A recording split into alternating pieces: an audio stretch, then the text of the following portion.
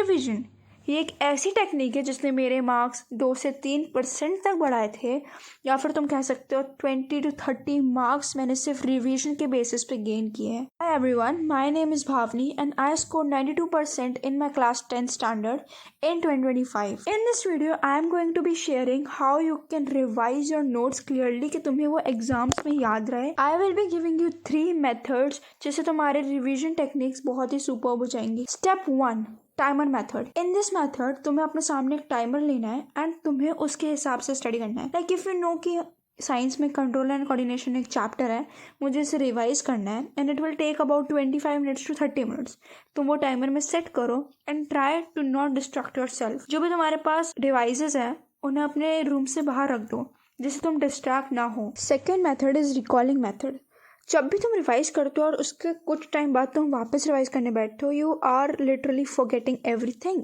तुम्हें चीज़ें याद ही नहीं रहती है जो तुमने पहले एक बार रिवीजन कर चुका है। That's where it comes recalling method. तुम्हें हर एक हफ्ते फिर एक महीने में रिवीजन करना है।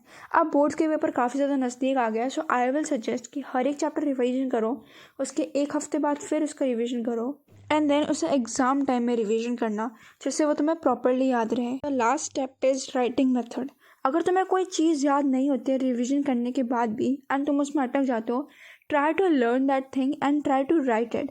जितना तुम ज़्यादा से ज़्यादा उसे लर्न करके लिखने का ट्राई करोगे ना, तुम सबसे पहले अपने बोर्ड एग्जाम्स के लिए राइटिंग की प्रैक्टिस कर लोगे, तुम्हें लिखने का एक तरीका हो जाएगा और थर्डली तुम्हें चीज़ें याद भी हो जाएगी। आई नॉट सजेस्ट कि ज़्यादा से ज़्यादा चीज़ें लिखो, बट जो चीज़ें तुम्हारे दिमाग में घुस ही नहीं रही है, ट्राई टू राइट इट। तुम लोग यहाँ तक वीडियो देख ही चुके हो, तो a tip for you all, तुम लोग जो भी चीज़ें रिवीजन करोगे उसके हिसाब से तुम्हारे ऊपर क्वेश्चंस भी आएंगे। सपोज तुम साइंस में ही रिवीजन कर रहे हो या फिर मैथ्स में, तो उसके क्वेश्चंस रहते हैं, ट्राई टू प्रैक्टिस देम। और अगर तुम्हें कोई चीज़ एक्चुअली में लर्न हो ही नहीं पा रही है या फिर तुम उसका रिवीजन भी नहीं कर पा रहे हो, तो तुम उसे क्वेश्चन से याद रख सकते हो।